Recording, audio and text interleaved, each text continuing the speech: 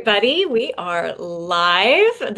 I'm Christy, and I have with me my longtime friend April Berg, and this is my inaugural first kind of interview chat with as part of Inspirata Coaching and my resilience room. And I just want to say welcome. And April and I have known each other. I was trying to do the math, April, and I know it's like not quite 2 decades, but our boys were in second grade together, and our boys are now right in around 25. 25, yeah. 20 in December of this year. Yeah, so Chris is in May, and so it's been a while, and I think one of the benefits of as women of having long-term relationships is we get to see each other through different seasons of life.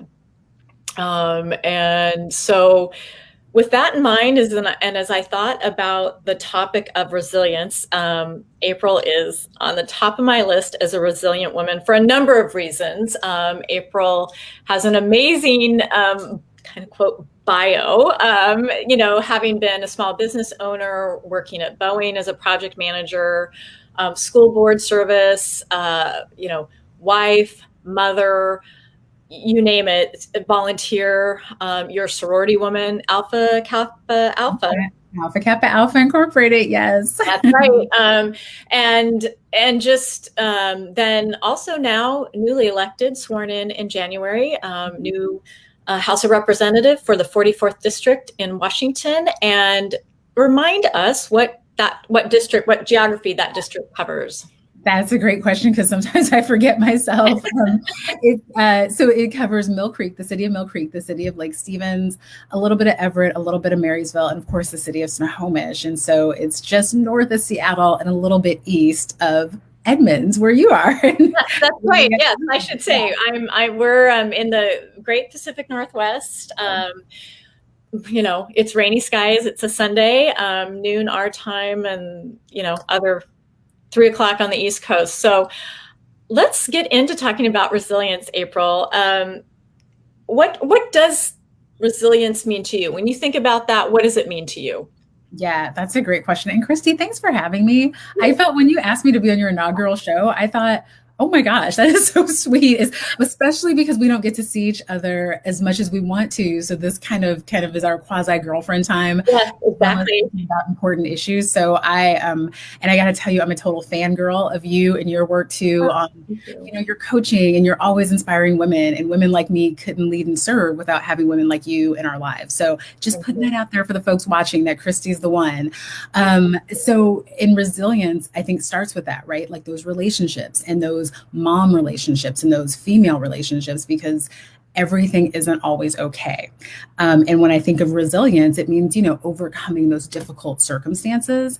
And so as women and as moms and as leaders and as mentors, right? You've mentored so many young and older women, Christy. And so I know you've seen women kind of overcome those circumstances, but resilience really means getting over it. And then the question becomes how. And for me, it's relational, it's, strategic sometimes, and sometimes it's super emotional, but we have to get over that hump. So that's kind of what I think about when I think of resilience. Yeah, it's so true because, one of the things I coach on is building your personal resilience team. And and it really goes back to the concept of it takes a village. And I think as women, we're pretty quick to understand that. And not all of us are good at asking for help. You know how that goes? Like you think, oh, I can do it myself. I'll just kind of put it on my shoulder and keep going. But that's hard, right? Yeah, that's true. Are you a person that asks for help easily, or are you more like just going to trudge on through and get it done yourself? I absolutely do not ask for help easily. I think, as most women, but I think one important piece of that, and you probably understand it, and maybe that's why we got along so quickly and so easily, is because we both come from a sorority background when it was, as undergrads, when you're in that impressionable stage, and being around a group of positive, go-getter kind of women helps you understand the necessity of that village and the necessity of asking for help and feeling safe asking for help. So Right. you're a Tridel, right? And I'm an AKA. And I think, those are both in the traditional and what we call kind of the non-traditional systems. Those are, two big organizations that really probably put the foundation in you, like it did me, to say, oh my gosh, having amazing women around me is what's going to make me successful. And so that's helped me ask for help at times when I didn't think I could. Yeah, that's so true. I think that being in an environment where you're not going to be judged, or the fear of being judged, fear is such a powerful factor sometimes in how we act or don't act, or how we react versus respond. And so, those women's organizations certainly have boosted, boost us up. And it's interesting, and I know you know this really well, as do I, because I'm involved. But particularly on the sorority side, the alumni experience, right? I mean, that's to me one of the most powerful aspects of a sorority experience. And talk about resilient women that I've come in contact. It's it's pretty amazing. I want to actually take you back to your college days, because maybe it was during your campaign this fall, or I don't know what it was, but I remember you were talking about, or it was an article about when you were, am I going to get this right? Associated Student Body President at Oregon State. Yep. And you went to, you were doing a speaking or at a rally or something. You had to wear a bulletproof vest. I did. And I thought, well, there's strength, there's grace, there's courage, there's the resilience to keep wanting to even serve. Take me through, I mean, you were 21 years old, I'm assuming? Yeah, I was 20. Gosh, I must have been 21. Maybe actually it was 22, because I was right around March, right? So my birthday's March. Anyway, neither here nor there, but I was very young, right? And I think of our kids who are now over 20, 21 and 2, and I couldn't imagine my son saying, hey, I'm going to go do something that I've got to wear Kevlar for. At that point, it's like, Mama Bear would just jump in and say, absolutely not. Right. But in that moment, we were so unfortunate to think about so many years ago, but in that moment, we were dealing with a lot of racial strife on our campus. And I had actually been elected as the youngest student body president up to that point. I was elected as a 19-year-old. So I served my junior year. So this was my senior year. I was actually serving as the director of our Black Cultural Center. I was a past president. I was a member of the State Board of Higher Education. I, was in clearly leadership roles, but at that point, because of the racial tensions on campus, the Aryan Nation targeted me. And I actually didn't know about this until the police, I was connected to the police in a way, and my eye is watering. I'm actually not crying telling this story. I'm just going to, watery eyes in the morning sometimes, yeah. But the police, I was connected with the police, and I will say the police were amazing. And they basically said, yes, you've been targeted. They knew that because there was a big article about a house right off of campus that they had found all these explosives and all this really gross stuff from the Aryan Nation. What wasn't in the article was that they found pictures of myself and the rally all in this person's walls. So once I was made aware of that, the police had been luckily watching my house, watching me, looking over me. I wasn't really even aware of how big the threat was. And so they said, look, for this rally, we're going to send you someone to protect you that day. They'll be plain clothes, but we're really encouraging you to wear Kevlar, and they'll bring over the vest. Like, they fit me for it. It's very heavy. That was I'm hoping that it's a lot lighter now, 20 plus years later. And the sweet police officer that protected me that day, he dressed like a professor, and I'll never forget, he wore a corduroy jacket with elbow patches. No way. And I just thought, I wasn't sure what 1970s movie they had watched to figure out what a professor looks like. And he kind of said, he was like, organizing himself, saying, do I look like, and I said, well, yeah, okay, you fit in, right? It's core Yeah. balance, it's fine. Right. And if you see any pictures from that day, and there was actually some video, a really nice kind of documentary made about that day, and you kind of see this guy always kind of close but not too close, and that was a gentleman protecting me that day. And so it's unfortunate. It was traumatizing in so many ways. There was a lot of different things. I actually had to move. I actually moved out of my home at that point, and didn't really return back, because it was just at that point I didn't feel like that was a safe place to be, because it was pretty clear that everybody knew where I lived. It was a small town. So things like that were just, to do that and your senior year and try and be productive and try and think about what's next after college. I wouldn't recommend that to anyone. And unfortunately, we're in so many similar situations right now with the conversations and with the threats of violence. So I always am cognizant of young people, and especially young women of color in leadership, taking care of themselves, doing that radical self-care, to make sure that they're okay in the moment and in their space, because I cannot tell you how important that is. And that's another way for women to be resilient. So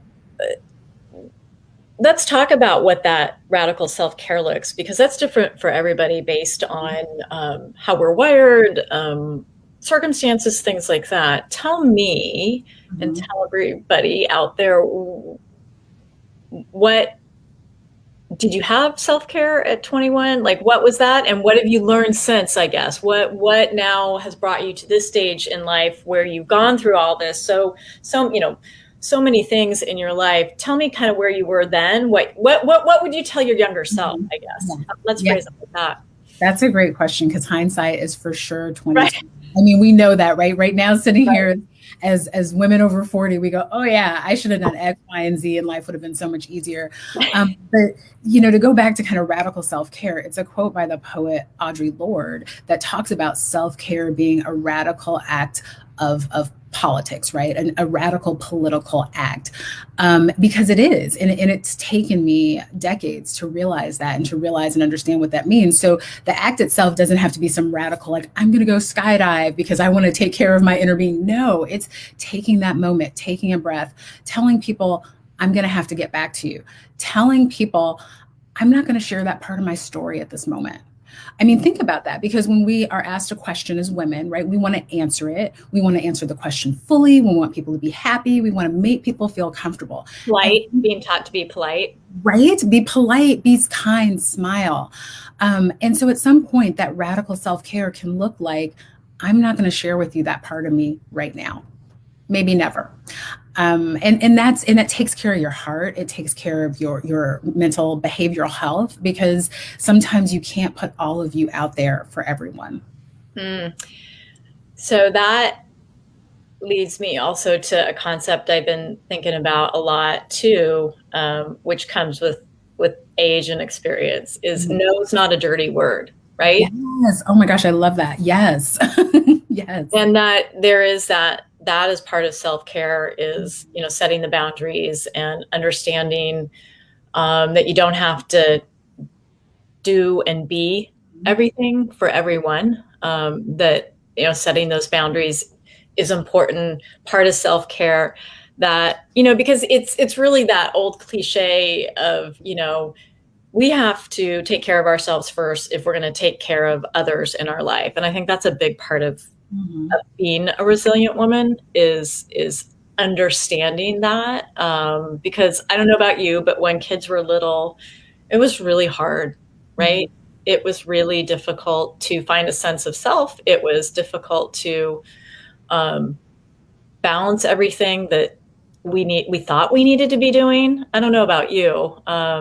No, for sure. I had the itty bitties. I had the, Isaiah was older, and then the girls came on, and it felt like I was always pregnant or nursing and so, throughout all of elementary school. So it was hard to find that space for myself, and to say no. Like, I love that no is not a dirty word, because I just wanted to keep saying yes, because just to show that I could do it.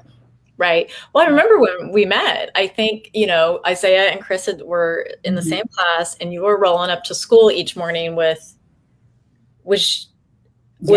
one in the stroller and one in Did in you the have both belly. girls? I had, yeah, so they're only 18 months apart. So Yeah. depending on, so Yeah. yeah, so it was, yeah, no, there was always a little one kind of at, at You had my, like one strapped here and one in the stroller and then Mhm, pulling mhm. ICL. I mean, that's a lot, right? I mean, it's crazy. And it's more than just taking your vitamins and trying to get, a good night's sleep. It's really kind of that is that self-care. So let's Mhm. talk about resilience today in terms of, your busy schedule. You still have girls at home. You have kids that are out of the net. We're kind of out of the nest, quasi out of the nest at college. So you've got a really busy household. Plus, as a wife and a mother, and now legislature, legislator. I can't say that. Yeah, it's a big word. Sometimes I Yes. get, I'm like, do I But capitalize? Like, what do I do with this? yeah, that's right. It's long and starts in L, ends in R. How to stay resilient, Mhm. and to, you know, be where and to come each day with what you want to bring into the world, the energy you want to bring with your priorities. Um, how do you take care of yourself? That's a good question. Sometimes it's hard because Mhm. it's to your point, they're in different life stages, right? So I've got kids who are just grown. They're just grown and they are for all intents and purposes, other than, can I just tell you, Netflix making it so that they have to get their own password is about to save me some serious like time and energy because I do have, won't name names, kids on my Netflix account that should be having their own, right? So things like that. So they're out of the nest, but are they really? And then we've got a couple in college, which is fantastic. The boys will be graduating this year, both of them. And so I'm just loving that. And then I've got two still in high school and who are still here. And so I think so much for our family because we are so busy. We have a family calendar. We've got family group chats. We've got responsibilities that the kids, especially the girls, know that they have to do or it just isn't getting done.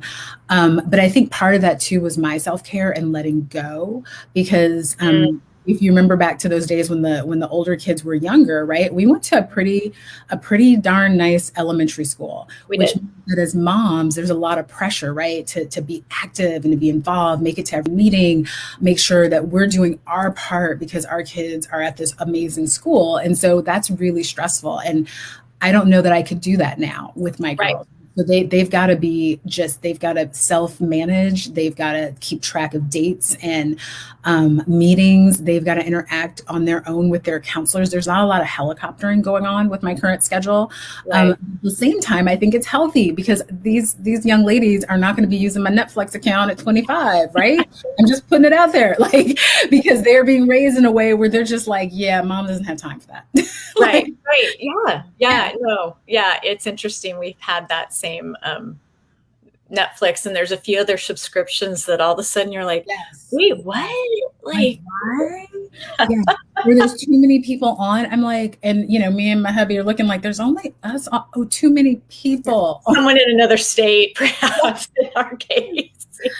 So I was not mad at that Netflix announcement. I was like, you got to do what you got Yeah. to Yeah. do. I saw that too. And I had the same reaction like, I wonder what text messages we may be receiving. That's what I said. Is at this point the ball's in their court. Embarrass Right. yourself if you must. Text me at midnight when things stop. So Oh my God. That's funny. That's funny. Well, I also I had you on here because I know I'm so proud of you, but I hope you're proud of yourself. Just quickly tell us some of the legislation that you have managed to get through and now goes, as I understand it, onto the Senate side for consideration. But highlight a couple of the things that you've been working on that make your heart sing, so to speak. yes, there's so much, and so the bills. I've been super happy that I've got 5 bills through the House and onto the Senate. One of which looks like it'll be going to the Senate floor really, really soon. So they've all made it through at least one committee in the Senate, which is fantastic. So I've got 3 that are eligible to be on the Senate floor. It looks like one's going to make it to the floor in the next few days. And so the one going to the floor is on timber stumpage, the fair market value of timber. I call it my good little bill because it's necessary if you think of timber like a house, right, where we want our house is going to be priced differently in Edmonds as it is in Yakima. Well, it's the same with lumber. So I'll just leave it there without getting too super nerdy. But this makes it so that we've got fair market value for timber stumpage. My other bill deals with fire districts, and it's just wonky things like a fire district right now can go from 3 to 5 or 3 to 7 members, but can't go from 5 to 7. How ridiculous is that? Exactly. And so you look at a city like Mill Creek that's growing, going, we need a bigger fire commission. Yeah. We can't do it to go naturally from 5 to 7. So, I call myself kind of the mom, right? I've got these 6 kids. I go into the house and I go, what do we need to clean up? Like, we just like make this okay. Yeah. The bill that's chugging along is for college and the high school. And so you might know with your kiddos, they could take these amazing college and the high school classes, get credit. There's a state law that your 9th grader can't get credit. Your 10th grader, 11th grader, 12th grader can't, your 9th grader can't. They can take the class, they can sit with their peers, they can get an A in the class. They absolutely, by state law, cannot get credit at a college for that. Yeah. And so we're changing little things like that. That's going to make a big difference in people's actual lives. And then the 2 really big bills that have passed their first policy committee, they're on to their fiscal committee, are eliminating the reduced lunch copay. So that 40 cents that our reduced lunch kiddos have to pay when they have a free or when they have a reduced price lunch, we're going to pay for that as a state. My bill says, let's get rid of that. This is ridiculous. Kids need to eat no matter what their income level. And the last bill that's moving its way is for free menstrual products for our young women in all educational settings. And I say young women, but really it's for all menstruating individuals because they're going to be in gender neutral bathrooms. And they may even be in some bathrooms designated for male students because we have menstruating individuals at all of these places that need access to period products. Right. I love that. I think that, public education and education is close to my heart and has been as a public school kid. Both my husband and I are public school kids, public universities, and our children, obviously, public school kids. And any barrier to education, food, supplies, anything that makes it harder to get to school, be at school, learn, if we can take those away, and that's some of the work, philanthropic work I've been doing, both, locally and then on a kind of national and international with my Circle of Sisterhood work. But so I applaud you, April, for that, because it's the little things that I think, whether it's timber or, school lunch, that has just this huge, huge impact. So, that's amazing. I just get so excited. It's good stuff. It keeps me going in the morning. It makes me more resilient because, on those bad days and you think you're going to be kids next year who can eat, focus not on their tummies rumbling or do they have a tampon to get through the day. They're going to be able to do that because they're going to come back to school. And I'm just going to be frank, our kids are going to be traumatized. I mean, absolutely traumatized. And the last thing they need to do is think about things that we could, as adults, take care of. So, so whatever I can do, and I know there's some better and more legislation out there to come, right? So I encourage folks, if you've got an idea, that 9th grade thing, that came because my kids were denied credit, right? So I said, this is ridiculous. And when they told me it was a state law, I thought people were joking. I thought their school counselor was joking. I said, what kind of state law says that my kid, is in this class and can't get credit like their peers? And lo and behold, they weren't joking. And so it's stuff like that. If parents, if folks are out there, seeing stuff in their schools or even in their communities, they're like, this is ridiculous, and it happens to be a state law that makes it ridiculous, call me, because let's talk about it. Well, and it's also, that's a really good example of just an economic impact down the road that, if you can get college credit, that ricochets and ripples, or not ricochets, ripples forward down towards college credit and things like that. And that's really, it's really future thinking of you to, one, it was right in your household, so you could experience that. But how many other people kind of, experience that frustration as well? So that's fantastic. I just am so thrilled. It is not in my personal kind of bandwidth to ever want to be a public servant like you are. You say that, but you might. No, I don't know that I have the patience for it. But I'll be the cheerleader and the supporter however I can. But I'm really have so much admiration for people like you that devote themselves, to